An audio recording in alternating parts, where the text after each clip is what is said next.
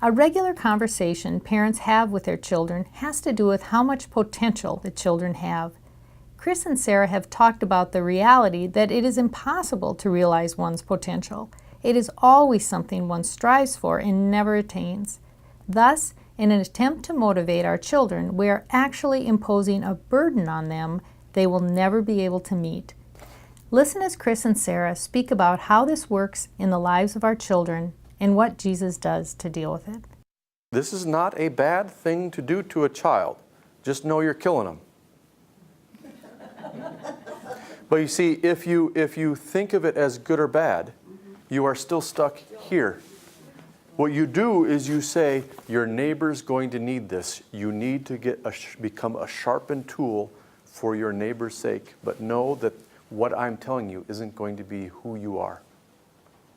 It's what God told you. So this is finally, when I take the carrot and or the stick to my children to motivate them, my hope is that if they can't hear it from me, somebody will be there to preach to them saying, but whatever Dad thought of you isn't who you are.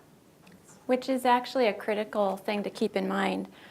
It is almost impossible. It has happened a few times, I think, in my home when I've been able to get this in my children's ears, that it's actually your identity is not what you do, it's Christ. It's what Christ calls you.